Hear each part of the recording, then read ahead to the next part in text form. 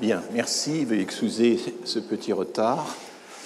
Je reviens sur une diapositive du cours précédent, puisque plusieurs d'entre vous m'ont signalé une petite bévue. Et donc, j'ai rétabli dans la phrase en rouge, sans les immigrés, le taux de fécondité de la France serait à 1,9 enfants par femme au lieu de 2, et non pas l'inverse, ce que j'avais écrit sur la diapositive. Donc, je tiens à corriger ça. Donc, c'est ce que nous, les démographes, nous disions en 2007 et qui, évidemment, a été transposé, refait récemment. Ce serait 1,8 au lieu de 1,9 ou 1,7 au lieu de 1,8. Évidemment, tout ceci change un peu d'une année à l'autre. Deuxième chose, je complète ce que j'avais cité un peu de tête, un extrait de l'Évangile de Matthieu, un texte très connu, qui est un des grands textes cités pour étayer la position de l'Église en matière d'accueil de l'immigration, puisque alors il y a plusieurs variantes dans l'Évangile, soit le Christ parle directement, soit c'est une parabole, et le roi fait le tri entre les brebis et les boucs, c'est comme ça que le texte est introduit. Il met les unes à droite et les autres à gauche, et à ceux de droite, il dit « Venez, les bénis de mon Père, recevez en héritage le royaume qui vous a été préparé depuis la fondation du monde. » Et voilà les fameuses phrases « Car j'ai eu faim, vous m'avez donné à manger, j'ai eu soif et vous m'avez donné à boire, j'étais un étranger et vous m'avez accueilli, nu et vous m'avez vêtu, malade et vous m'avez visité, prisonnier, vous êtes venu me voir. » Alors les justes lui répondront « Seigneur, quand nous est-il arrivé de te voir affamé, de te nourrir, assoiffé, de te désaltérer, étranger, de t'accueillir, nu et de te vêtir, malade ou prisonnier et de venir te voir ?» Et le roi leur fera cette réponse « En vérité, je vous le dis, dans la mesure où vous l'avez fait à l'un de ces plus petits de mes frères, c'est à moi que vous l'avez fait. » Donc c'est le Christ comme une sorte d'opérateur universel entre tous les humains. Mais voici la suite. Alors il dira encore à ceux de gauche, « Allez loin de moi, maudits, dans le feu éternel qui a été préparé pour le diable et ses anges, car j'ai eu faim et vous ne m'avez pas donné à manger, j'ai eu soif et vous ne m'avez pas donné à boire, j'étais un étranger et vous ne m'avez pas accueilli, nu et vous ne m'avez pas vêtu, malade et prisonnier et vous ne m'avez pas visité. Et ils s'en iront, ceux-ci à une peine éternelle et les justes à une vie éternelle. » Vous voyez la structure très binaire, complètement dichotomique de l'argument. Et effectivement, le problème de ce texte est que la charité, qui est en principe totalement désintéressée, la charité, là, la non-charité sera payée de retour. Enfin, la charité est payée de retour, elle vous donne la vie éternelle, et si vous ne la pratiquez pas, elle vous voue au diable. Et voilà un peu une des grandes difficultés qu'on a dans ces textes, puisque la charité, selon les textes des évangiles, en y incluant les lettres de saint Paul, est tantôt payée de retour, tantôt non payée de retour, et c'est évidemment une des grandes difficultés de l'argument. Et j'ai observé assez souvent que l'Église avait tendance à mentionner la première partie du texte, mais pas la seconde, qui aujourd'hui, évidemment, nous paraît très contraire à des principes un peu élémentaires. L'hospitalité inconditionnelle, par exemple, ne peut pas être conditionnée à la promesse de la vie éternelle ou à la promesse d'éviter le châtiment éternel. Enfin, c'est donc une des difficultés qu'on a. Je signale d'ailleurs que les textes sur l'hospitalité inconditionnelle sont souvent lus un peu de travers. On évoque souvent Kant dans La paix perpétuelle, qui a invoqué cette notion d'hospitalité inconditionnelle. En fait, Kant ne songeait pas du tout à l'accueil de l'étranger chez soi. L'argument qui est évoqué par Emmanuel Kant, donc dans ce traité qui date de 1795, c'est est-ce qu'on peut voyager partout dans le monde entier et s'inviter chez les autres comme si on était chez soi? En fait, c'est la colonisation qui est essentiellement visé par Kant, et les exemples qu'il donne, c'est le fait d'aller occuper des territoires en Afrique, dans les Indes orientales, dans les Indes occidentales, et Kant ajoute que tout cela a provoqué des massacres en nombre, et il dit, mais écoutez, il y a un droit de la libre circulation sur toutes les mers. Et là, évidemment, il connaît Grotius et il sait que la mer est un vaste marché, qu'il y a donc une liberté totale de circulation sur les mers, mais ce n'est pas parce qu'il y a cette liberté totale que l'on peut s'inviter, entre guillemets, librement chez autrui. Il faut avoir l'accord du peuple en question. Et ce qui est très étrange de voir comment ces textes ont été réinterprétés, notamment par Derrida, par exemple, comme étant une sorte de fondement philosophique à l'hospitalité inconditionnelle. Kant était d'accord pour que les hommes quittent librement leur pays et puissent aller sur d'autres terres, rendre visite à d'autres nations, mais il fallait avoir l'accord des dites nations. Et en fait, ce que visait Kant, c'était la colonisation. Alors c'est toujours important quand on voit des textes classiques, là j'ai pris l'Évangile, j'ai pris Kant, j'ai pris etc., mais enfin de se reporter quand même à l'original, chose qu'on fait assez rarement. On se contente souvent de textes de seconde main, de citations, et je crois que c'est utile de temps en temps de revenir aux textes originaux, d'autant que ces textes sont maintenant aisément accessibles en ligne. Voilà. Alors, je voulais aussi ajouter au cours de la dernière fois que j'avais présenté donc une analyse de la notion d'amalgame et surtout de la facilité avec laquelle la dénonciation de l'amalgame était elle-même dénoncée. Comment le procédé de la dénonciation de l'amalgame était tourné en dérision par la blogosphère de la droite ultra, avec une très grande facilité. Et au fond, l'argument consistait à dire votre argument n'est qu'un argument rhétorique. C'est la rhétorique consistant à dénoncer la rhétorique. Enfin, et là, on a du mal à sortir d'un tel argument. Il se trouve que, sans le savoir, mais je l'ai appris depuis, il y a deux références importantes sur la question, sur l'accusation d'amalgame.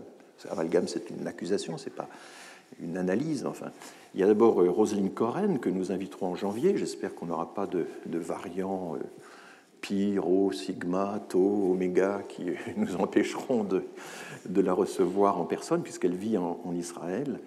Et Roselyne Coren, qui produit énormément, dès les années 95, avait commencé à travailler sur la question de l'amalgame. Là, je cite un article un peu plus récent qu'elle a écrit sur le sujet, c'est quelque chose qu'elle a à cœur, et elle dit qu'au fond, l'amalgame, c'est transformer, c'est pervertir l'analogie, c'est transformer le principe de l'analogie en une identification. Au lieu de dire que A est à B, ce que C est à D, eh bien, on va simplement dire A et C. C'est CRS-SS. Bon, c'est un amalgame qui veut dire les CRS nous combattent ou veulent nous réduire au silence, etc., de la même façon que les nazis ont voulu le faire pour les résistants. Enfin, vous voyez, et puis, donc, du coup, CRS-SS, c'est A et C, et non plus A est à B, ce que C est à D. Je reviendrai sur cet exemple CRS-SS dont l'histoire est très intéressante. Donc, elle avait déjà fait en 1995 un essai sur les perversions de l'analogie, et une question qui la préoccupe beaucoup, c'est la question des deux poids, deux mesures vis-à-vis d'Israël et Palestiniens. Bon, cette question est extraordinairement délicate. Je peux vous dire que les spécialistes israéliennes ou israéliens de l'argumentation sont eux-mêmes divisés sur le sujet, de savoir jusqu'où peut-on critiquer, par exemple, la politique d'Israël en évitant le point Godwin, en évitant de faire des persécutés d'autrefois, de nouveaux persécuteurs qui seraient équivalents aux persécuteurs qui les avaient persécutés autrefois. Enfin bon, c'est toute cette logique-là. Et Roselyne Coren, avec un certain courage, un certain allant, entre dans ces polémiques-là, les analyse de façon très précise, puis ensuite vous pouvez penser ce que vous voulez. Alors, Marianne Doury est sur que nous avons reçue au séminaire lundi. Tout ceci est en ligne, hein, vous pouvez la voir si vous n'y étiez pas.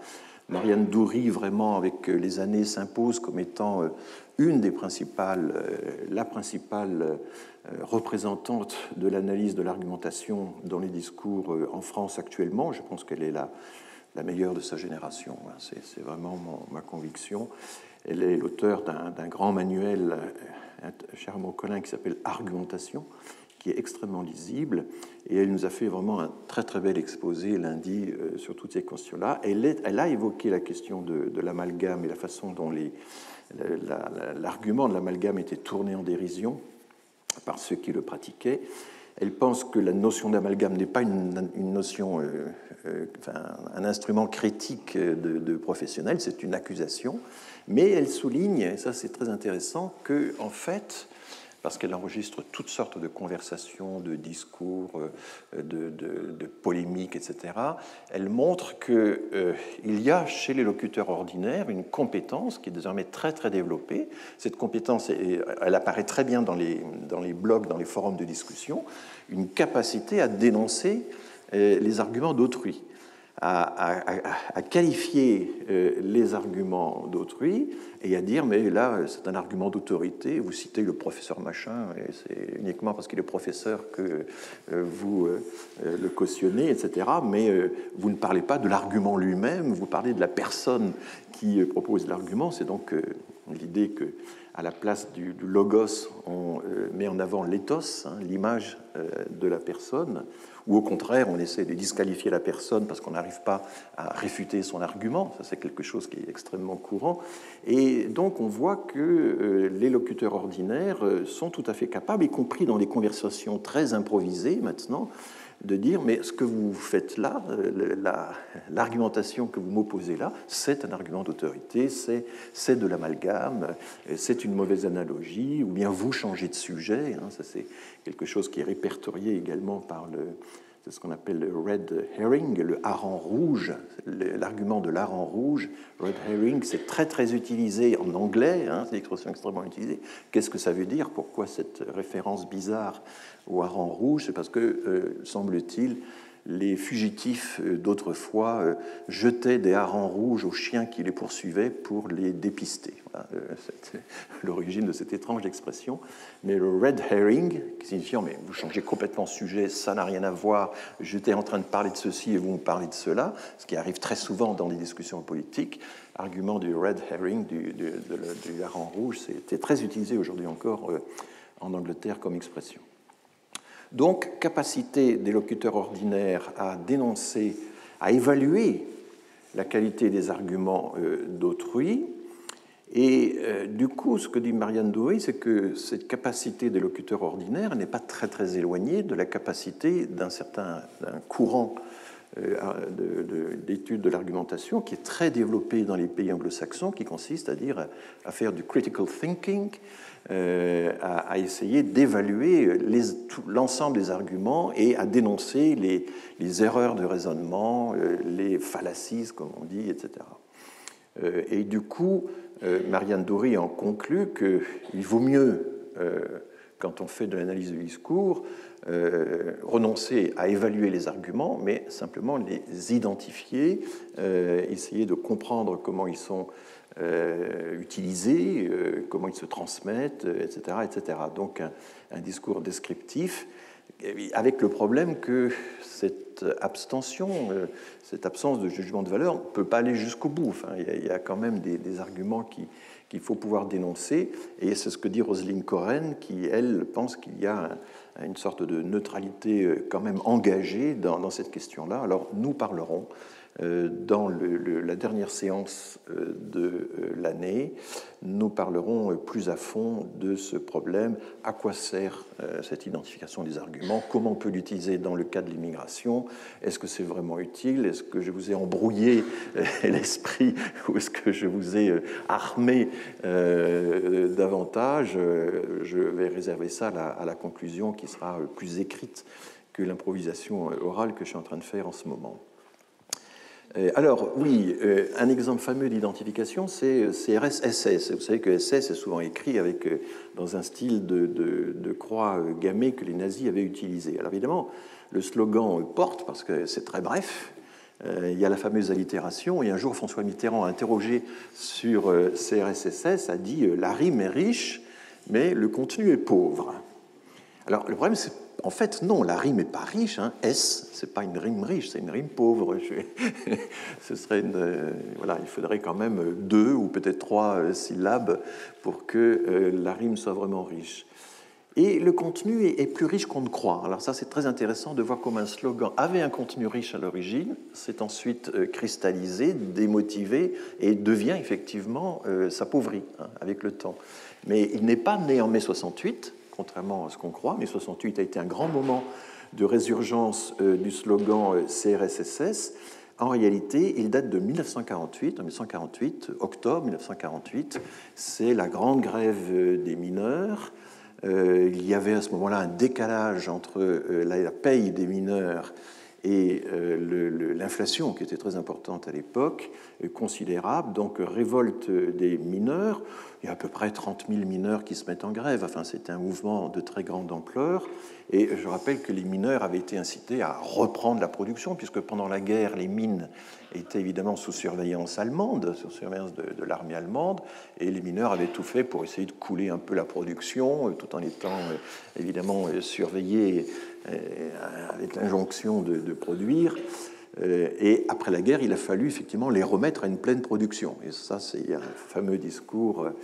Enfin, les partis communistes, notamment, ont incité les mineurs à reprendre le travail parce qu'à cette époque-là, la mine, le charbon, c'était l'énergie fondamentale. Hein.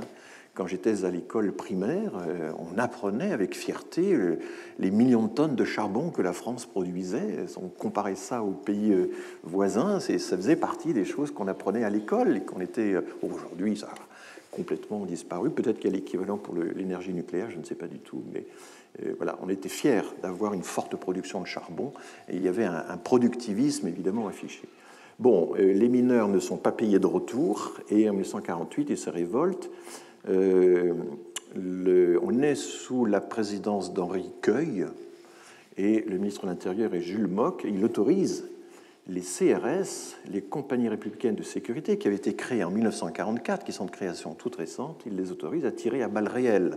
Il va y avoir 6 morts, il va y avoir de nombreux blessés, il y aura 3000 licenciements. Donc c'est dans cet affrontement-là qu'est né le slogan CRS-SS, et l'analogie qui avait été faite avec la répression des mineurs par les CRS n'était pas dénuée de fondement parce qu'effectivement, les SS aussi avaient participé à certaines répressions de grèves ou de mouvements des mineurs. Donc il y a une analogie qui est relativement s'imposait assez aisément, mais évidemment avec le temps, avec la reprise en mai 68, on a encore revu le slogan renaître lors des mouvements des Gilets jaunes. Il a perdu de son sens. Et vous voyez comment la qualité de l'analogie, la qualité d'une comparaison finalement peut évoluer au cours du temps, peut se démotiver au sens saussurien du terme. Et du coup, effectivement, ne plus être admissible au même degré que maintenant. Alors tout ceci, vous l'avez dans une émission de France Culture dont je vous donne ici les références, 19 avril 2018, un article de Chloé Leprince, c'est une excellente journaliste. Chaque fois qu'elle écrit, qu'elle fait le point sur un sujet, c'est toujours extrêmement précis et documenté.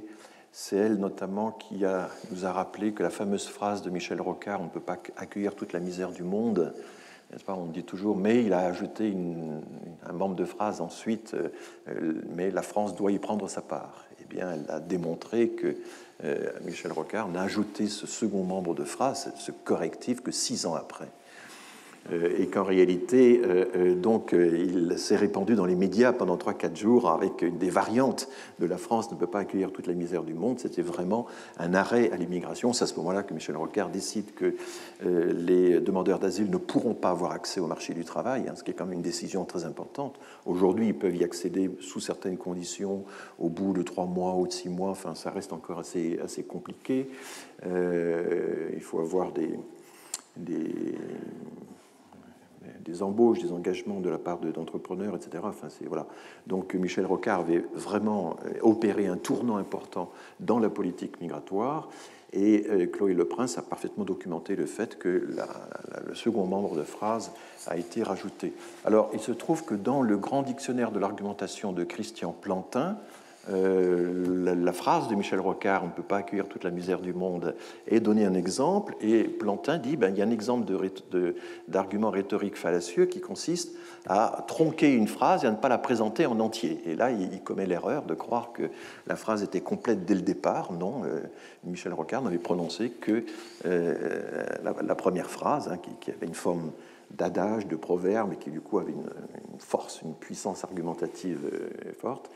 Et donc Christian Plantin, dans son dictionnaire, qui est par ailleurs extraordinairement documenté, là, sur ce point, fait une erreur, et peut-être qu'on pourra la lui signaler. Voilà. Je me souviens par exemple que lors de la loi des délibérations de l'Assemblée nationale sur la loi Collomb en 2018, Philippe Collomb, donc c'est Philippe, je ne sais plus. Pardon ? Gérard Collomb, voilà. Gérard Collomb cite la phrase de Rocard, on ne peut pas accueillir toute la misère du monde. Et à ce moment-là, tous les députés socialistes se lèvent, mais la France doit y prendre sa part.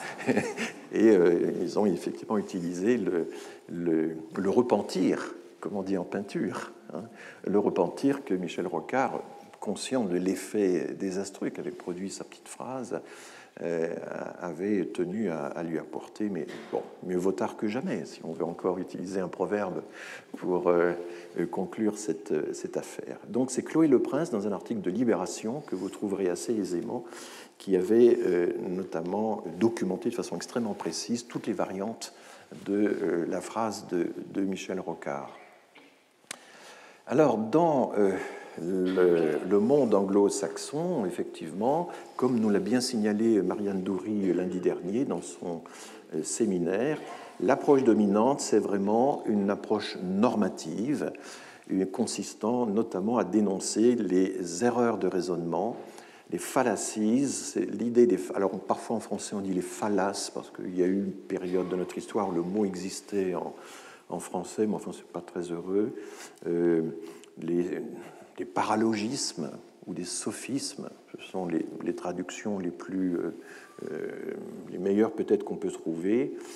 Et l'idée, c'est que ce sont des arguments qui interpellent, qui ont une allure de vérité, qui ont l'apparence d'être un raisonnement efficace, mais qui en réalité reposent sur un vice de raisonnement. Alors, déjà, Aristote avait dressé un catalogue des sophismes, c'est une vieille histoire, et dans plusieurs écrits, pas seulement dans la rhétorique, mais aussi justement dans les sophistiques, c'est un ouvrage d'Aristote, et avait distingué des sophismes logiques, par exemple des déductions qui étaient partielles ou erronées, etc., et puis des sophismes plus rhétoriques. Et cette tradition va être reprise. Il y a, alors je vais essayer de vous en citer quelques... Dans la logique de Port-Royal, ce qu'on appelle la logique de Port-Royal, c'est-à-dire Arnaud et Nicole, La logique ou l'art de penser, un grand texte de 1662. Dans la logique de Port-Royal, alors ça c'est Plantin dans son fameux dictionnaire dont je viens de relever une erreur, mais qui par ailleurs est un ouvrage absolument extraordinaire. Plantin résume ce que la logique de Port-Royal avait déjà dit sur le sujet. Le chapitre 19 de la logique est consacré aux diverses manières de mal raisonner qu'on appelle sophismes. Alors, il y a d'abord les sophismes aristotéliciens, par exemple, prouver autre chose que ce qui est en question, supposer pour vrai ce qui est en question, ça c'est ce qu'on appelle la pétition de principe. ou en anglais begging the question. En fait, à un certain moment, de façon subreptice, on se donne pour acquis quelque chose qu'il faut encore démontrer. La démonstration de l'existence de Dieu présuppose souvent l'existence de Dieu pour pouvoir la démontrer. En philosophie, c'est souvent comme ça que ça fonctionne. Il y a les sophismes de la fausse cause. Là, je pense que la façon dont les passeurs ont été identifiés comme étant l'unique cause des noyades, de la trentaine de noyades qu'on a connues dans la Manche il y a quelques semaines, est une imputation de fausse cause. Il y a le dénombrement imparfait. Il y a juger d'une chose par ce qui ne lui convient que par accident. Donc, fustiger quelque chose par un élément qui, en réalité, ne lui appartient que de façon accidentelle et qui ne touche pas au fond de la question. Passer du sens divisé au sens composé ou du sens composé au sens divisé. Ça, c'est toujours une citation de la logique de Port-Royal, qui donc consiste, c'est un peu ce que je vous ai dit tout à l'heure, la semaine dernière, les arguments de dissociation, les arguments de liaison, tels que Perelman les avait mis en évidence. Et donc on va, par exemple, parler des migrants en général, alors qu'en fait l'argument porte sur un cas particulier de migration, qui évidemment ne peut pas s'appliquer à tous les cas, parce qu'en réalité c'est très hétérogène. Donc en fait c'est raisonné comme si l'hétérogène était homogène ou réciproquement. Passer de ce qui est vrai à quelque égard à ce qui est vrai simplement. Donc confondre le vraisemblable et le vrai, confondre les vérités partielles avec des vérités complètes, etc. Abuser de l'ambiguïté des mots, ce qui peut se faire en diverses manières. Tirer une conclusion générale d'une induction défectueuse. Donc vous voyez, il y a toute une série comme ça d'identifications, mais là où la logique de Port-Royal est tout à fait intéressante, parce que c'est quelque chose qui est très... qu'on retrouve beaucoup maintenant de plus en plus dans le débat public. C'est un peu ce que fait Gérald Bronner, par exemple, puis il est maintenant à la tête d'une commission qui est censée débusquer les paralogismes ou les sophismes qui sont à l'origine des fake news dans les réseaux sociaux. C'est la mission qui a été confiée à ce philosophe qui, sans expérimentation, sans démonstration précise, mais enfin en citant toute une littérature assez importante, dénonce au fond des biais. Alors la logique de Port-Royal dit qu'un biais, ce sont des sophismes d'intérêt, d'amour-propre et de passion. Il y a une classification générale, et à l'intérieur de ces sophismes d'amour-propre, d'intérêt et de passion, il fustige d'abord le fait de prendre notre intérêt pour motif de croire une chose.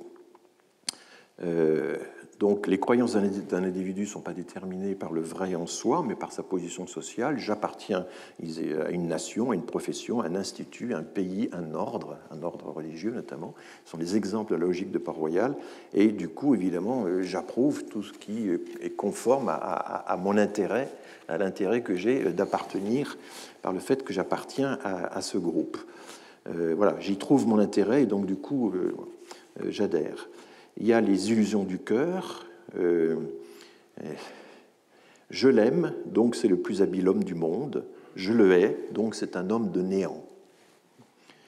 Et c'est pourquoi on peut appeler ces sortes d'égarements des sophismes, des illusions du cœur. Et là, il y a toute une nomenclature qui a été donnée, qui est les fallacies d'amour et de haine, ad amicitiam.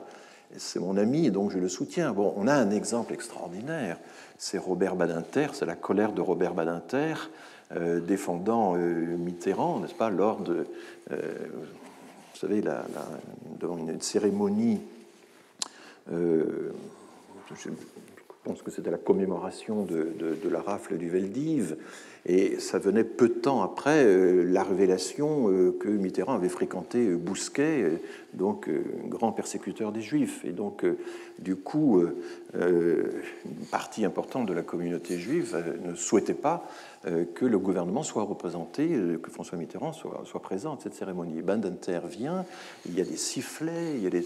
Et là, il pousse une colère en disant « j'ai honte », etc., etc. Et en fait, tout à coup un trou. L'homme qui a dressé le catalogue le président des enfants, pardon, voilà, Klarsfeld. Klarsfeld a dit, appelé à commenter cet épisode étonnant qui est régulièrement représenté, visible en ligne, a dit, oui, il a simplement défendu son ami. C'était la réponse de Klarsfeld à Badinter. Et ça, il y a un avis fameux, plutôt ami de la vérité que de Platon. C'est un mot qu'on prête à Aristote. Est-ce que, parce que je suis ami de Platon, je vais défendre Platon, ou est-ce que je vais défendre la vérité? Il vaut mieux défendre la vérité que de défendre son ami. C'est pas évident, parce qu'on a aussi une phrase de Camus qui, il vaut mieux défendre sa mère que, etc. Mais je pense que l'exemple le plus extraordinaire, c'est la réponse de Klarsfeld à Badinter. Donc voilà, c'est ce qu'on appelle l'argument ad amicitiam, l'argument au nom de l'amitié. L'adhésion au nom de l'amitié, ou ad amorem, au nom de l'amour, ad odium, etc. Et je me souviens qu'un jour, j'étais au comité de rédaction de la Revue française de sociologie, et puis on reçoit un projet de compte-rendu de livre extrêmement élogieux. Monsieur X faisait l'éloge du livre de Madame Y, et puis le secrétaire du comité dit « Attendez, laissez-moi vérifier une chose. » Il part 10 minutes et il revient, il dit « Ils sont mari et femme. » Et donc, c'était monsieur qui faisait l'éloge du livre de Madame, ce qui est une preuve d'amour extraordinaire. Mais c'est tout le problème de la recommandation. Et il faut avoir la bonne distance pour pouvoir recommander, pour pouvoir être critique, etc. Si vous êtes trop près, vous n'êtes pas crédible. Et si vous êtes trop éloigné, vous n'êtes pas compétent. Donc, il faut avoir la bonne distance pour que ça se fasse.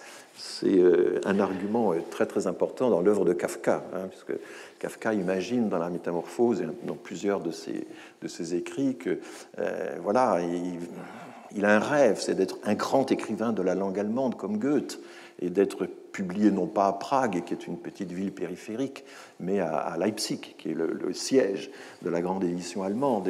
Mais qui va le soutenir, qui va l'apprécier, etc. Alors il y a toute une gradation des êtres qui sont capables d'apprécier son œuvre. Il y a la femme de chambre qu'on peut épater en montrant qu'on n'a pas défait son lit toute la nuit parce qu'on a écrit. Ça, c'est le degré un peu minimal de l'admiration qu'on peut obtenir. C'est un épisode. Il y a la sœur. Votre sœur est vraiment très attachée à vos écrits, elle vous aime beaucoup. Enfin bon, c'est votre sœur, elle est quand même très proche, puis est-ce qu'elle peut faire autrement? Enfin voilà, il y a tout le problème du public captif. Et puis, il y a l'ami, Max Brod, voilà, il aime beaucoup votre œuvre, il va d'ailleurs la sauver, c'est lui qui va la publier, etc. Mais c'est un ami, donc avec un parcours proche, lui aussi était à Prague, etc. Et puis, il y a d'autres épreuves, il y a la lecture publique, c'était une chose qui était très courante, qui existe encore un peu en Allemagne, qui a quasiment disparu en France, que Rousseau avait pratiqué. Avant de publier une œuvre, on la lit en public, on la lit en entier. Rousseau a lu la totalité des Confessions en plusieurs séances devant un public d'aristocrates et de connaisseurs. Mais Kafka aussi a fait ça, il a fait plusieurs, et il décrit parfois avec une cruauté terrible vis-à-vis de soi-même le fait que sa lecture a fait un flop, complètement. Mais là, on est déjà dans un public un peu différent, étranger, c'est plus les proches, etc. Et puis, à la longue, évidemment, il va y avoir l'audience universelle, le public universel, etc. Donc, il y a tout un enchaînement, et régulièrement, Kafka remonte ou descend le long de l'échelle des publics possibles. Eh bien, il y a là un problème extrêmement intéressant, c'est ce rapport entre l'amitié, la proximité, la distance et toute la recommandation que vous avez encore aujourd'hui. On est invité très régulièrement à écrire des lettres de recommandation pour des chercheurs, et souvent on est sollicité à recommander des gens qu'on connaît à peine. Et moi, je dis toujours, je suis désolé, moi, je ne peux écrire des lettres de recommandation que pour des gens que je connais, mais avec qui, en même temps, je n'ai pas de conflit d'intérêt. Alors là, ça rétrécit pas mal la bande spectrale sur laquelle on peut opérer. Voilà, donc dans l'argumentation, c'est pareil, une argumentation est d'autant plus convaincante que la caution n'est pas trop liée à la personne, mais en même temps n'est pas trop distante, sans quoi il y a évidemment le soupçon d'incompétence. La logique de Port-Royal continue, les personnes qui veulent tout emporter par autorité. Cette langue est vraiment très belle, les personnes qui veulent tout emporter par autorité, donc c'est l'argument d'autorité. Elles décident tout par un principe fort général et fort commode, qui est qu'ils ont raison, qu'ils connaissent la vérité. Donc c'est leur propre autorité. D'où il n'est pas difficile de conclure que ceux qui ne sont pas de leurs sentiments se trompent. En effet, la conclusion est nécessaire. Donc voilà, c'est monsieur je sais tout ou madame je sais tout, j'en ai connu dans l'existence, ça existe. Et qui du coup ont un mépris profond et radical pour tout ce qui n'est pas leur vérité. Voilà. Et évidemment, dans le domaine sacré, explique la logique de Port-Royal, là, on trouve ce document, cet argument d'autorité, évidemment, porté à son degré d'incandescence. Il y a l'argument de l'habile homme, Selon le syllogisme de l'habile homme, si cela était, je ne serais pas un habile homme. Or, je suis un habile homme, donc cela n'est pas.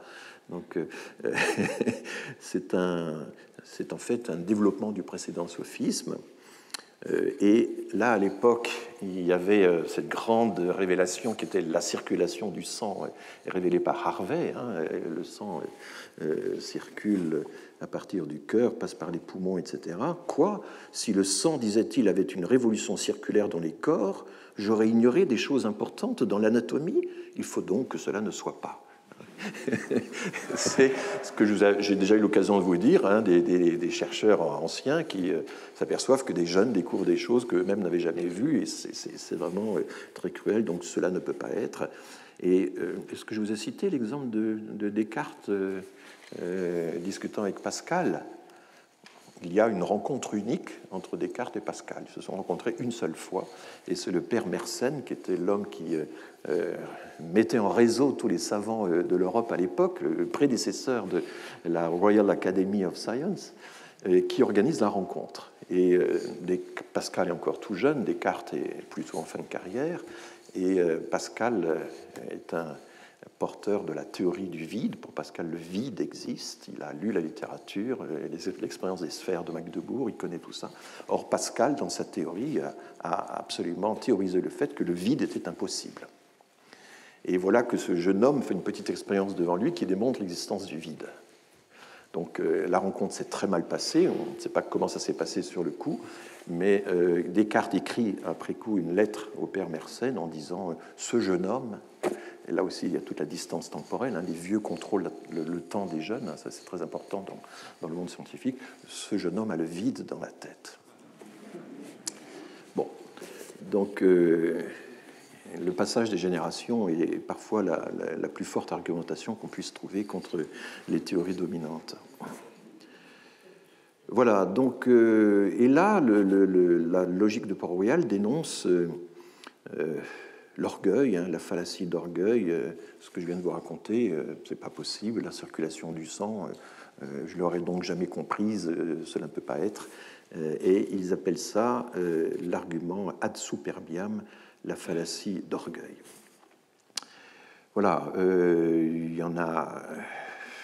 Enfin, il y a comme ça toute une série. Ils opposent, et ça c'est très intéressant, ça parle beaucoup pour les chercheurs, il y a les contredisants et les complaisants. Les contredisants prennent pour vrai le contraire de ce qu'on leur dit. Et les complaisants semblent prendre pour vrai tout ce qu'on leur dit. Et donc, comment cette accoutumance... Alors, le premier à avoir...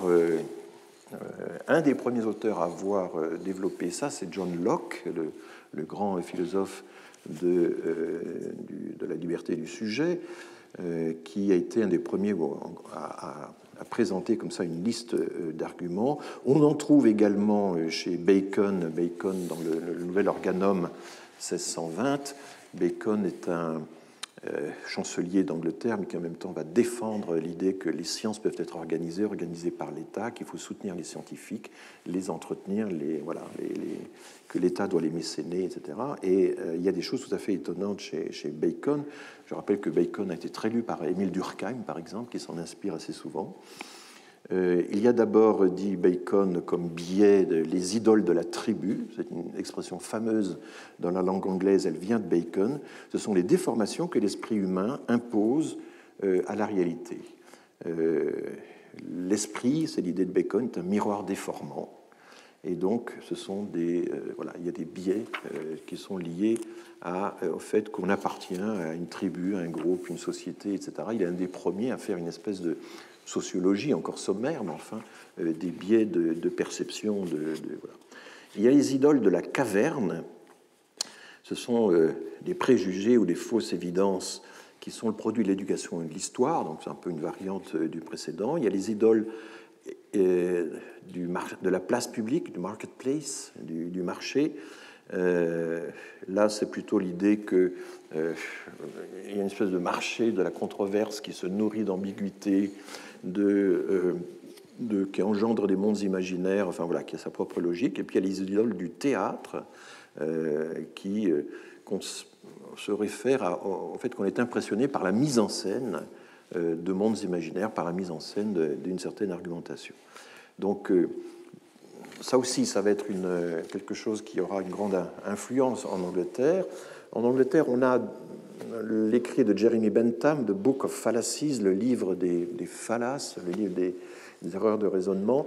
C'est un livre ce sont des notes que Bentham a prises, notamment à propos sur les débats parlementaires. Et il ne le publiera jamais, c'est quelque chose qu'on retrouvera dans ses écrits posthumes et qui va être édité en livre séparé.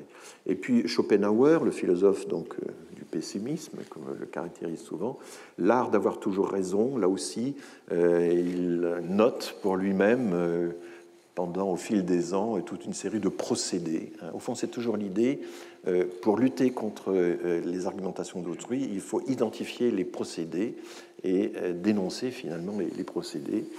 Et Schopenhauer finalement ne publiera son livre en 1864 et il inscrit ceci dans le cadre d'une dialectique héristique. L'héristique, c'est donc la guerre sans scrupules, c'est la guerre par tous les moyens. Et son idée, elle est assez proche de celle de Marc Angenot, c'est qu'on veut toujours avoir raison.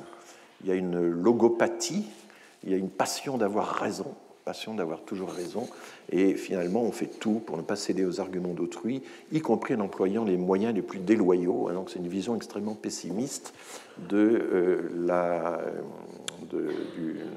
l'argumentation, qui évidemment est, elle, alors totalement en désaccord avec toute une littérature normative qui existe dans le monde anglo-saxon, mais aussi aux Pays-Bas, consistant à définir les 10 commandements ou les 15 commandements de ce que devrait être une bonne argumentation. Alors, par exemple, parmi les commandements, il faut répliquer un argument que l'autre a vraiment énoncé. On ne peut pas répondre à quelque chose qu'il n'a jamais dit. J'ai fait l'expérience de ça il n'y a pas très longtemps, d'ailleurs, un peu à mes dépens. J'ai été invité dans un colloque à Toulouse sur la laïcité, et puis un grand prêtre de la laïcité s'est levé dans la salle, et je suis scandalisé. Vous avez expliqué que la laïcité discrimine. Alors, vous êtes là abasourdi par une attaque telle, parce que j'ai évidemment jamais rien écrit de tel. J'ai expliqué qu'effectivement la République était souvent aveugle sur l'ampleur des discriminations. Enfin, j'en ai déjà parlé, je vais pas y revenir.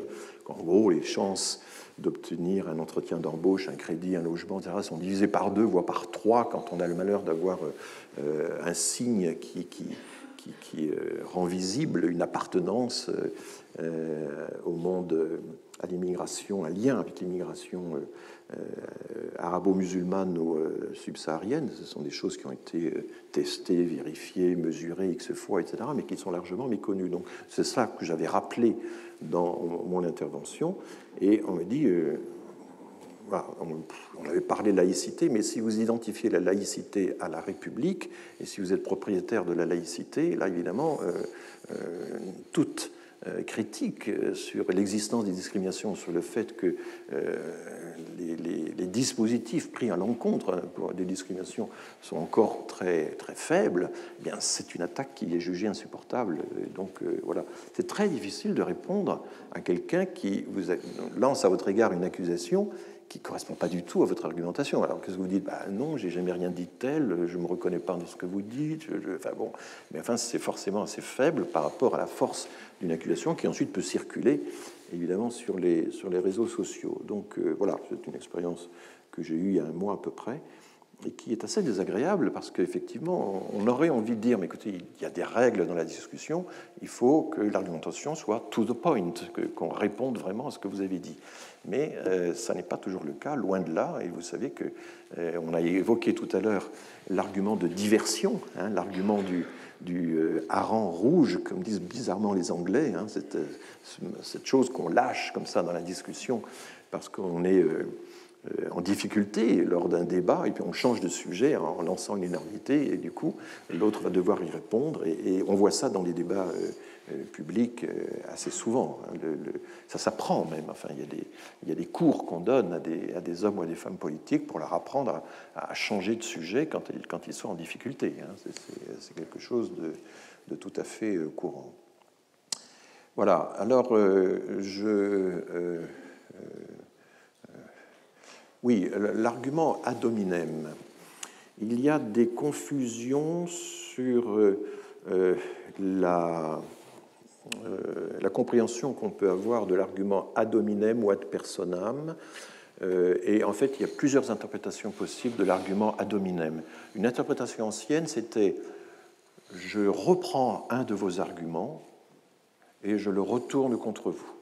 Et je montre qu'en fait, cet argument que vous avez commencé à établir, finalement, ne vaut pas, se retourne contre vous, ou bien aboutit au résultat inverse de celui que vous souhaitez. Donc l'argument de l'effet pervers est en fait, comme j'avais eu l'occasion de le dire, et comme Hirschman le disait, est un argument ad hominem, en ce sens-là. Il y a aussi une autre interprétation qui consiste à dire je sais sur vous que vous pratiquez ceci, cela, que vous avez telle et telle pratique, etc. Vous êtes un grand défenseur de l'école laïque, mais vous envoyez vos enfants à l'école catholique privée. Ça, c'est un exemple. Donc, on met en contradiction la personne. Vous ne faites pas ce que vous dites qu'il faut faire. Et ça, c'est un argument ad hominem d'une autre qualité qui consiste à utiliser une connaissance parallèle qu'on a sur la personne. Donc, évidemment, là, c'est un argument de type ethos et plus logos, mais enfin, les deux sont réunis. Vous êtes en contradiction dans votre pratique avec ce que vous faites. Vous êtes, ça a été évoqué, vous êtes un grand écologiste devant l'Éternel, mais vous êtes venu à ce débat en hélicoptère, en voiture, je sais pas, au lieu de le faire. Voilà. Donc Greta Thunberg, évidemment, a illustré ça en utilisant un bateau à voile pour se rendre à New York. Enfin, il est quand même revenu en avion. Et effectivement, moi, quand je suis invité à l'étranger, je ne peux pas me permettre d'attendre le prochain bateau à voile pour rentrer. Donc là, évidemment, l'argument de la contradiction est assez facile. Est-ce que les écologistes appliquent tous dans leur mode de vie, effectivement, les règles dont ils se prévalent ou qu'ils voudraient généralisé, c'est un argument très souvent utilisé contre les écologistes. Mais en matière de migration, vous avez la même chose. Marine Le Pen l'a souvent utilisé. C'est, eh bien, puisque vous voulez accueillir les gens, accueillez donc des migrants chez vous. Hein. Et lors du débat, là encore, de la loi Gérard Collomb, on a eu ces échanges assez sommaire, mais enfin, Marine Le Pen disant, mais enfin, c'est fou, tous ces migrants qui arrivent, où est-ce qu'on va les mettre, c'est pas possible, etc. Où va-t-on les mettre? Et des députés, la République insoumise, je crois, la France insoumise, rétorquant à Montretout. Et Montretout, c'est le château où vit Madame Le Pen, où vivait en tout cas à l'époque, et qui est donc... que Jean-Marie Le Pen avait hérité d'un industriel qui lui avait légué ce bâtiment, cette maison de maître, je crois. Donc voilà, alors ça c'est c'est l'argument du tout quoque, hein, qui lui aussi a plusieurs sens, et qui consiste à dire, mais que ne le faites-vous vous-même, hein, qu'en est-il de vos propres pratiques? Alors l'argument tout quoque a plusieurs illustrations. On en a une l'autre jour, c'est doigt d'honneur contre doigt d'honneur. Hein. C'est un exemple d'argument tout quoque. Vous en êtes un autre. Hein. C'est voilà, c'est ce genre de choses-là. On en a eu un exemple aussi, quand même, Le Monde a pris la peine de le relever. Le 4 juin 2021, c'était le débat entre Renaud Muselier et Thierry Mariani, qui était candidat au régional de PACA, de la région PACA en juin 2021. Vous savez que c'est Muselier donc, qui l'a emporté. Et le Monde écrit, je cite, « Le premier débat entre Thierry Mariani et Renaud Muselier a eu lieu, et il n'était pas prévu. Jeudi 3 juin, sur les quais de la gare TGV d'Aix-en-Provence, le candidat du Rassemblement national et le président sortant de la région Provence-Alpes-Côte d'Azur, soutenu par les Républicains et la majorité présidentielle, sont tombés nez à nez sur un plateau en sortant du même train. L'un comme l'autre revenait d'une interview sur un plateau parisien. Tu dis beaucoup de conneries, à attaquer Renaud Muselier. Toi aussi, a rétorqué Thierry Mariani. » Voilà, ça c'est le degré premier, peut-être le degré zéro ayant été atteint par Zemmour. Là, on peut dire que c'est le degré premier de l'argument tout quoque. Hein. Tu en es un autre, vous en êtes un autre. Voilà. Et ça, c'est évidemment redoutable. Et donc, on a ainsi, comme ça, plusieurs illustrations récentes d'un très, très ancien argument. Évidemment, tout quoque fait référence à la phrase de César découvrant que Brutus fait partie des assassins, mais le contexte est en fait assez différent.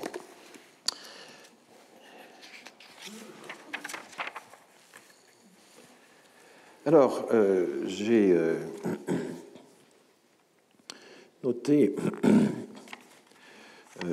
donc un des problèmes qu'on a avec les paralogismes, les fallacies, etc., qui sont dénoncés comme contraires aux règles du bon raisonnement, c'est que très souvent, en fait, ces paralogismes sont des arguments qui font appel aux émotions. Et donc, on est...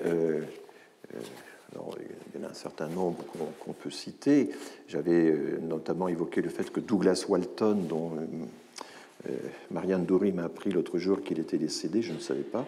Douglas Walton avait écrit un grand livre en 92 sur la place des émotions dans l'argument, et il est un de ceux qui a réhabilité la place des émotions dans les arguments. Les arguments d'indignation, les arguments ad hominem, ad populum, etc., sont souvent l'argument à la pitié, l'argument de la compassion.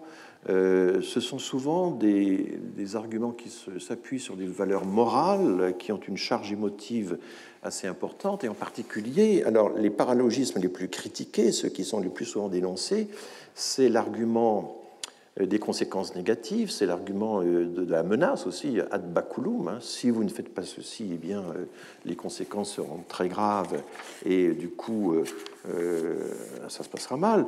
Et notamment, il y a eu un article très intéressant de Marianne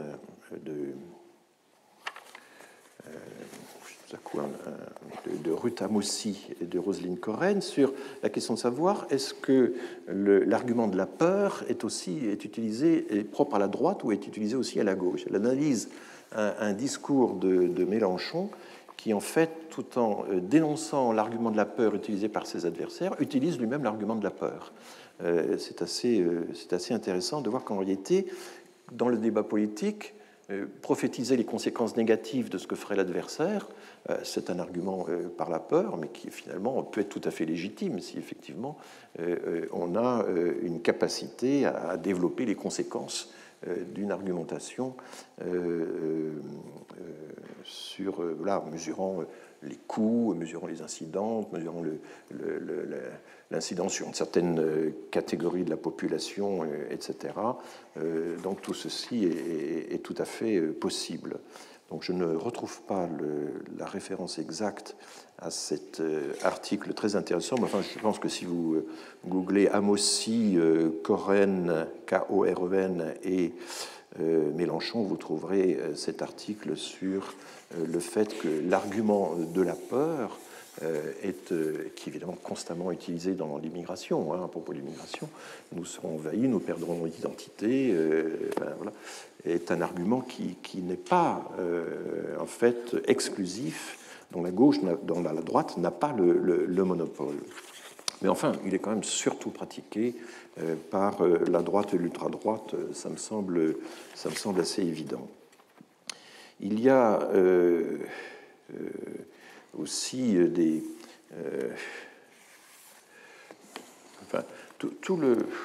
je voudrais peut-être évoquer maintenant avec vous le fait que nous avons, au fond, des critiques, une succession de critiques qui peuvent aller très loin, qui peuvent toutes consister à dire « mais vous êtes en train de défaire la nation, vous êtes en train de miner notre identité nationale, vous êtes en train de miner la République ».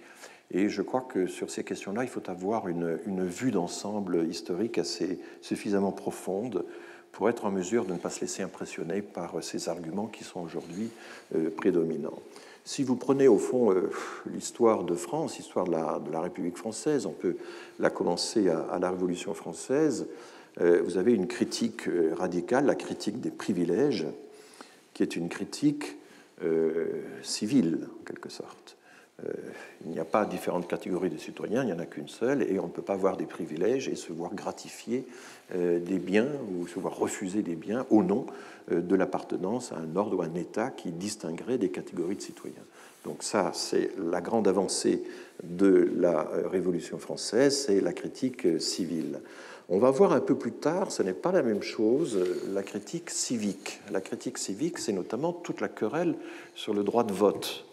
Et là, Marc Angenot a écrit des choses extrêmement importantes. C'est qui a le droit de vote, qui aura le droit de vote. Et vous savez que cette histoire, elle est très longue, puisque le droit de vote a été accordé aux femmes en France à la fin de la Seconde Guerre mondiale, alors que les Anglaises l'ont obtenu à la fin de la Première Guerre mondiale. On a été en retard d'une guerre.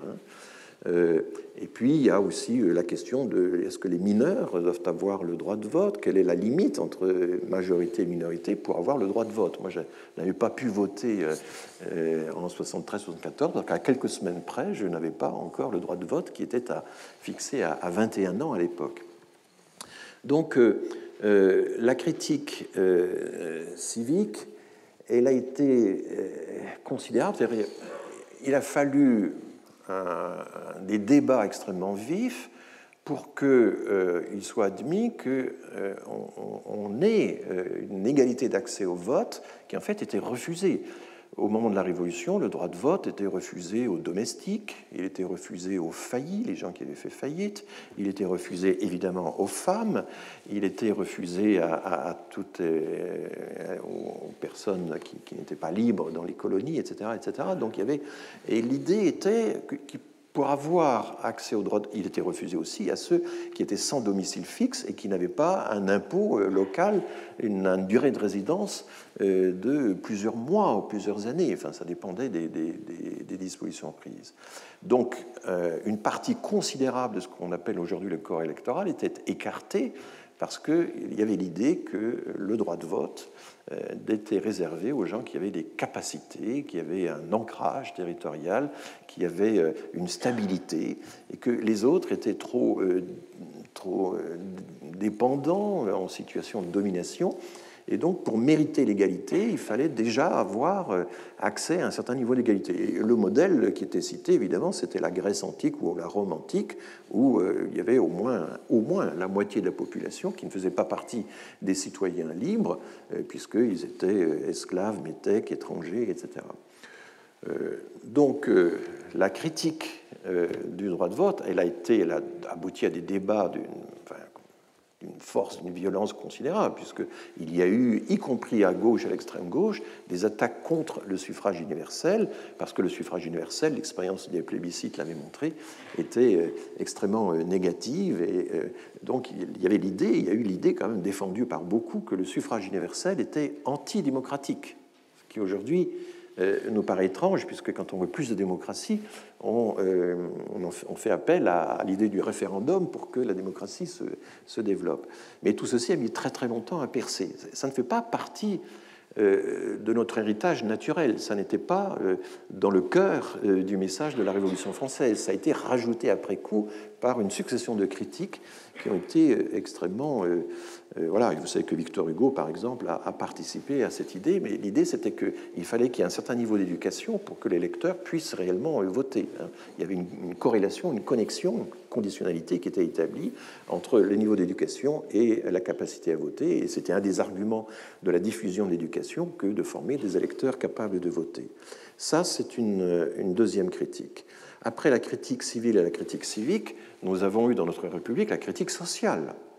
Les révolutionnaires avaient envisagé des droits sociaux dans les premiers débats, mais le débat des 23 et 24 août sur les droits fondamentaux, enfin sur les droits de l'homme, ont dû être refermés rapidement, hâtivement, et la deuxième partie des droits qui avaient été prévus, mais qui finalement étaient jugés quand même secondaires, les droits sociaux, le droit au travail, le droit à la santé, enfin ce genre de choses-là, n'a pas pu être traité par la Constituante. Et du coup, ça va être tout le développement du XIXe siècle pour essayer d'intégrer, aujourd'hui nous avons ça dans la Constitution, d'intégrer les droits sociaux, on a même intégré le droit à l'environnement, etc., dans les droits fondamentaux. Là encore, immense débat, et on ne peut pas dire que ce soit un développement intrinsèque de la notion même de la République, mais plutôt des critiques extérieures, des critiques latérales, souvent venues d'ailleurs inspirées par d'autres pays, qui ont fait qu'on a ajouté des droits sociaux. Et par exemple, la Révolution interdit les corporations, interdit les syndicats, etc. Et il faudra à la fin du Second Empire pour qu'on rétablisse véritablement des syndicats. Voilà, c'est quand même une longue durée. Bon. On a d'autres types de critiques qui se succèdent. Il y a la critique féministe, qui est quelque chose de très important, que nous avons connu dans notre génération, mais qui n'allait pas de soi. Là encore, elle a été portée par des pionnières tout à fait extraordinaires, mais il faudra longtemps, et là encore, pour que la République admette que les femmes puissent voter. Et les arguments utilisés, c'était leur degré de dépendance vis-à-vis de la famille, vis-à-vis des prêtres. Voilà, il y a eu toute une série d'arguments qui, là encore, consistaient à dire, pour avoir droit à l'égalité, il faut la mériter. Et on ne peut pas la mériter tant qu'on est dans une situation de dépendance. Et cet argument va être une critique, à la critique, une contre-critique qui va être très très efficace, puisqu'elle va retarder tous ces systèmes d'émancipation. Vous avez ensuite une extension qui est assez récente, qui est la critique des discriminations. La critique des discriminations, nous ne l'avons pas encore avalée. Je pense qu'en grande partie, ce mouvement anti-wokiste qui est en train de se développer à une vitesse phénoménale, de circuler entre une série d'hebdomadaires, de ministres, etc., c'est le fait que la critique des discriminations n'est toujours pas intégrée, qu'on les minimise et qu'on considère que la critique des discriminations, le fait de faire référence à des discriminations qui ne remplissent pas les promesses de la République, c'est une atteinte insupportable à la notion même de la République. On pourrait très très bien complètement retourner l'argument et dire au contraire, pour que la République soit vraiment République, il faut qu'elle soit capable de lutter contre les discriminations et de tenir ses promesses d'égalité. Mais d'une façon générale, chacune des critiques, ça c'est très intéressant quand on regarde ça dans la longue durée, et là la lecture de Marc Angenot est tout à fait utile et nécessaire, chaque nouvelle critique a développé des réactions extrêmement vives de la part des tenants de la critique précédente. Vous avez des sociologues qui estiment que c'est essentiellement les inégalités sociales qui dominent l'ensemble du paysage et expliquent les inégalités. Et cela leur explique qu'en plus des inégalités sociales, il y a aussi des inégalités ethno-raciales, qu'il y a des discriminations qui peuvent être même religieuses, etc., que tout ça, ça se mesure. Voilà. Ils vont tout faire pour le minimiser. Ils sont propriétaires de la critique sociale et ils ne peuvent pas admettre qu'une nouvelle critique, amenée souvent par des jeunes qui viennent de l'extérieur, puisse mettre en péril, en quelque sorte, l'espèce de monopole qu'ils avaient sur la critique sociale. Donc, si vous lisez Bourdieu, par exemple, vous ne pouvez pas dériver de Bourdieu une critique des discriminations. Il n'en parle jamais. Ce n'était pas son sujet. Ce n'était pas son sujet à l'époque. Aujourd'hui, c'est un véritable sujet qui intéresse aussi les sociologues. Et la question, ce n'est pas d'opposer les deux critiques. Le problème, ce n'est pas la concurrence des critiques. C'est comment articuler les critiques, comment les ajouter les unes aux autres, comment faire que la critique civile, la critique civique, la critique sociale, la critique féministe, la critique antidiscriminatoire, que tout ça, ça puisse s'articuler et s'ajuster. Et il n'y a rien de plus désastreux, je pense, que de dénoncer une critique au nom d'une autre. Enfin, voilà. Mais vous avez d'autres critiques qui se développent. Il y a la critique environnementale, qui consiste à dire qu'un certain nombre de choses ne sont plus possibles, un certain nombre de modes de comportement ne sont plus possibles parce que l'environnement est en jeu et que ça concerne tout le monde. Bon. Ça ne fait pas plaisir à tout le monde. Comment articuler la critique environnementale à la critique des discriminations, à la critique sociale? La critique sociale, elle avait, par exemple, des arguments forts. C'était faire en sorte que l'accès aux biens de ce monde soit égaux. Mais ça évolue. Quand j'étais jeune, par exemple, il y avait des enquêtes sur la consommation qui étaient régulièrement faites par l'INSEE depuis longtemps. Et un des critères de pauvreté, c'était le fait de ne pas manger plus de 2 fois de la viande chaque semaine. On avait un critère qui disait manger de la viande. Ne pas pouvoir manger de viande pendant une semaine entière, c'est un critère de pauvreté. Bon. Aujourd'hui, ce critère s'est complètement retourné et ce sont les classes supérieures qui ont diminué considérablement leur consommation de viande. Bon. C'est tout à fait fascinant de voir comment un indicateur qui était évident, il fallait, l'ouvrier avait besoin d'une viande roborative et les enfants qui étaient privés de viande, c'était quelque chose de scandaleux. Enfin, voilà. Eh bien, il y a des critiques comme ça qui évoluent. On ne peut plus on est obligé de tenir compte d'autres, de nouvelles critiques. Il y en aura d'autres. Ça ne finira jamais. Je pense qu'il y a la critique animale qui affleure de temps en temps, qui est représentée par quelques personnages un peu, qu'on juge un peu farfelus, etc. Mais je pense à Peter Singer, l'Australien spécialiste d'éthique, qui a été longtemps professeur à Princeton, qui a été... C'est vertigineux, la critique spéciste. Antispéciste, c'est vertigineux. Si vous commencez à vous intéresser au sort des animaux, à essayer de voir comment on peut hiérarchiser les espèces animales qui méritent le respect, qui pourraient peut-être avoir des droits, etc. Où s'arrête la frontière? Est-ce qu'il faut s'arrêter aux primates? Est-ce qu'il faut aller plus loin? Est-ce que les animaux familiers doivent être inclus? Est-ce que le bétail, etc., etc., etc. Je ne sais pas trop quoi en penser, mais chaque fois que je lis les auteurs qui promeuvent cette nouvelle forme de critique au nom du bien de l'animal, je trouve que c'est vertigineux. Et je me dis qu'un jour ou l'autre, il faudra traiter la question sérieusement. Et que ça nous pend au nez d'une certaine manière. Et voilà, il faudra être capable d'intégrer cette critique sans nous dire que ça va détruire l'humanité parce que la frontière entre l'humanité et l'animalité sera devenue plus compliquée que ça. Voilà. Je pense aussi évidemment à la critique du genre, à la critique genrée, etc., qui pose aussi d'énormes problèmes. Voilà. On s'aperçoit maintenant qu'entre les deux sexes, il y a une zone grise, c'est pas si simple, il y a des passages, voilà.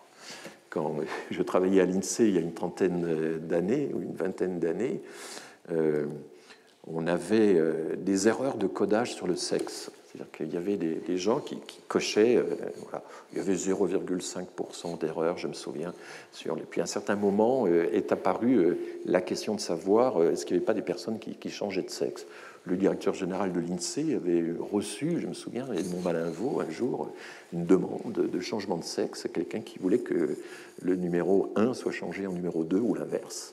Et à cette époque-là, on n'avait pas encore de comité d'éthique, la CNIL était à peine établie, et c'était le directeur général de l'INSEE, dans sa sagesse souveraine, qui prenait la décision de changer ou pas le premier numéro du numéro INSEE, le premier chiffre du numéro INSEE. Bon. Aujourd'hui, tout ceci a pris de l'ampleur et on a découvert dans les enquêtes sur les orientations sexuelles que les choses bougeaient de plus en plus. Et j'observe dans les jeunes générations, chez mes neveux, mes nièces, etc., une passion pour cette question du genre qui est assez impressionnante. Enfin, bon.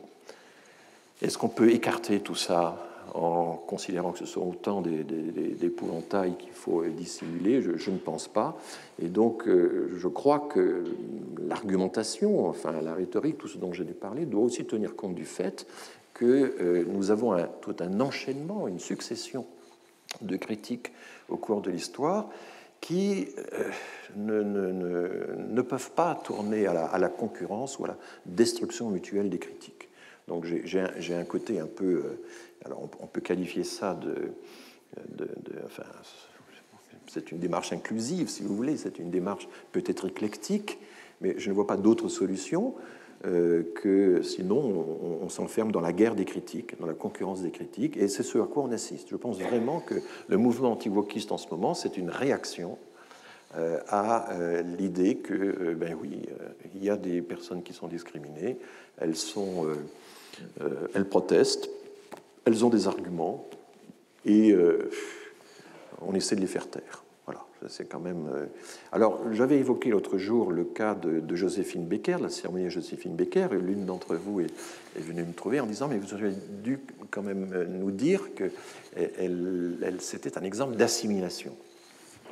Je suis d'accord, c'est effectivement, Joséphine Baker est un très bel exemple d'assimilation, mais je prends quelqu'un qui a une certaine surface médiatique et qui est fustigé très régulièrement. Rokhaya Diallo est elle aussi assimilée.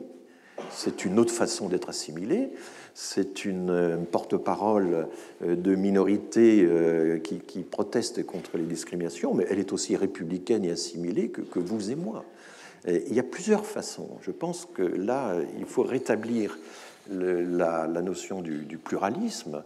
Quand on dit qu'il y a plusieurs façons de manifester son attachement à la République, il y a plusieurs façons de lutter pour que la République tienne ses promesses, il faut accepter qu'il y a une pluralité de voix. Il y a des personnes qui se sont assimilées par des parcours absolument magnifiques. Je pense à Malika Sorel, qui est parfaitement assimilée, et dans tous les livres, on consistait à dire « soyez assimilés comme moi ». Ce n'est pas la seule voie possible. Il y a plusieurs voies possibles pour entrer dans la maison du Père, si j'ose dire. Donc, le problème, c'est que quand on invoque le pluralisme, on est très vite taxé de relativisme. Et je me réfère à Raymond Aron, pour qui la notion de pluralisme était absolument fondamentale pour éclairer la démocratie. On est en train de l'oublier, et chaque fois qu'on invoque l'idée qu'il pourrait y avoir plusieurs façons de construire la République, plusieurs façons de rétablir l'égalité, plusieurs façons de concevoir son lien avec la République, eh bien, on est très vite taxé de relativisme. Il n'y aurait qu'une seule voie, il n'y aurait qu'une seule façon d'agir, et ces voies sont de plus en plus officielles, elles sont incarnées par tel ou tel ministre. Je ne reconnais pas personnellement, moi je ne reconnais pas à un ministre le droit, la possibilité de détenir la vérité sur ce que doit être la conception de la République. Je pense qu'on a le droit de considérer qu'il y a plusieurs façons de concevoir la laïcité, plusieurs façons de concevoir la République, plusieurs façons de... On a un objectif commun, on est tous laïcs, on est tous républicains, etc., mais les façons d'y parvenir, les moyens d'y parvenir, ça, on peut en débattre. Et on peut en débattre sans être accusé d'être en dehors de la société, sans être accusé de trahir la nation, de pratiquer la haine de soi, qui sont des arguments extrêmement violents qui sont régulièrement utilisés dans le débat public actuel. Voilà, là je vous donne une espèce de profession de foi un peu inclusive, mais qui porte quand même en profondeur, je dirais, ce que j'essaie de vous raconter à travers cette affaire de rhétorique et d'argumentation Il y a plusieurs façons. On peut toujours, effectivement, et j'en parlerai la semaine prochaine de façon beaucoup plus précise, on peut toujours dire que le chercheur doit s'abstenir de tout jugement de valeur, mais en réalité, si vous regardez les grandes œuvres sociologiques, elles s'appuient tous sur des principes. Vous regardez l'œuvre de Bourdieu, qui fut professeur ici pendant une douzaine d'années ou une quinzaine d'années, il y a des principes de justice qui sont à la base de la sociologie de Bourdieu. Et sans ces principes de justice, on ne pourrait pas imaginer que Bourdieu ait même commencé à écrire. Lorsqu'il dénonce les héritiers, lorsqu'il dénonce les inégalités scolaires et la façon dont les inégalités sont en quelque sorte dissimulées, etc., il s'appuie sur des principes de justice. Et une des critiques les plus intéressantes qui a été faite de Bourdieu de ce point de vue-là, c'est la critique faite par Boltanski, Luc Boltanski, qui fut un de ses collaborateurs les plus proches, qui a beaucoup travaillé avec Bourdieu, à qui Bourdieu doit beaucoup. Enfin, la nature des échanges exacts entre Bourdieu et Boltanski n'est pas facile à déterminer. Il y a eu beaucoup d'échanges mutuels. Eh bien, Boltanski, au fond, a dit essentiellement le problème avec Bourdieu, c'est qu'on n'a pas toujours que les principes directeurs de la sociologie de Bourdieu ne sont pas explicités. Au fond, quel est le système? Alors, c'était le langage de Boltanski, quel est le système des grandeurs qui est promu par Bourdieu? Est-ce que c'est une grandeur civique? Est-ce que c'est une grandeur morale? Est-ce que c'est etc. Bon, on a ainsi un problème avec des œuvres qui n'explicitent pas suffisamment leurs principes. Alors moi, j'essaie sans du tout me comparer à ces géants de la sociologie que sont Bourdieu ou Max Weber. Je suis beaucoup plus pragmatique. Je n'aime pas l'esprit de système. Bourdieu avait quelque chose de tout à fait particulier, c'était son extraordinaire esprit de système. Je me souviens d'avoir assisté à son séminaire en 73-74, on n'était que 5 étudiants de Normal Sup à assister à son séminaire. Il n'avait pas encore l'aura extraordinaire qu'il allait avoir plus tard. Et il y avait 2 types de cours. Il y en avait un où il invitait des personnes qu'on ne rapproche pas du tout de Bourdieu. Il y avait François Furet, Mona Ozouf, Christophe Paumian, enfin il y avait ses collègues de hautes études, il y avait Edward Thompson, le grand historien de la classe ouvrière, etc. Ça, c'était une séance sur 2. Et puis l'autre séance, il exposait son système. Et on lui demandait, mais quel rapport entre la notion de champ et la notion d'habitus, entre la notion de capital et la notion de champ, etc. Et il renouait, il nouait tous les liens entre et on avait l'impression d'un cylindre dans lequel la moto tournait, vous savez, comme dans ces cirques, et consolidait peu à peu le cylindre. Et c'était un formidable esprit de système, comme les grands philosophes sont capables d'élaborer des systèmes, et qu'il a continué de peaufiner jusqu'à la fin de sa vie, en même temps le nourrissant de quantité d'exemples. C'était ça la force prodigieuse de Bourdieu, c'est qu'il y avait quand même pas mal d'enquêtes empiriques pour étayer tout ça. C'était, à mon avis, ce qui va rester de Bourdieu. Donc, si on n'a pas l'esprit de système, si on considère que toutes les critiques successives qui se sont déployées dans l'espace public, mais aussi dans le champ des sciences sociales et humaines, qui sont une extension, en quelque sorte, du débat public pour essayer de se rapprocher de la science, eh bien, il faut admettre qu'il y a une pluralité de critiques, que ces critiques peuvent être effectivement de temps en temps contradictoires, se secouer mutuellement, mais qu'elles ne doivent pas se combattre comme je le vois actuellement. Je pense qu'il y a beaucoup d'énergie gaspillée en vain chez les chercheurs en sciences sociales, mais qu'il y a aussi beaucoup d'énergie gaspillée en vain dans le débat public, dans le débat politique, sur le fait que ces critiques se combattent au lieu de s'articuler, au lieu de s'ajouter, au lieu de voilà. Après, il y a tout un débat. Est-ce que le développement de ces critiques, c'est un développement inhérent à l'idée même, au principe d'égalité tel qu'il a été fondé par les révolutionnaires, au fond, voire auparavant, ou est-ce que c'est quelque chose qui est survenu de l'extérieur par des chocs extérieurs? Je pense qu'en réalité, la plupart des critiques sont venues de l'extérieur.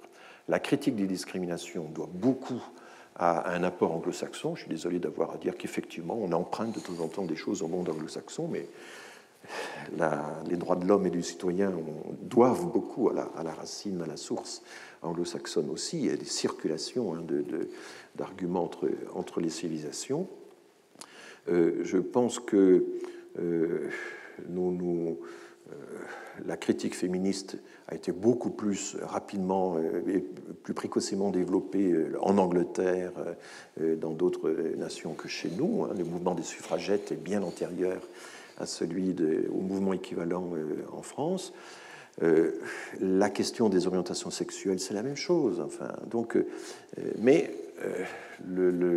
une des plus grandes secousses qui a donné lieu à la Déclaration universelle des droits de l'homme, ce qui a donné naissance à la Convention européenne des droits de l'homme, qui est quelque chose d'extraordinairement solide avec la garantie collective, c'est le fait que c'est la Seconde Guerre mondiale, c'est l'échec du nazisme. Il a fallu à ce moment-là, on s'est rendu compte que le principe d'égalité, le principe de non-discrimination vivotait à petit feu dans le droit français, dans nos références.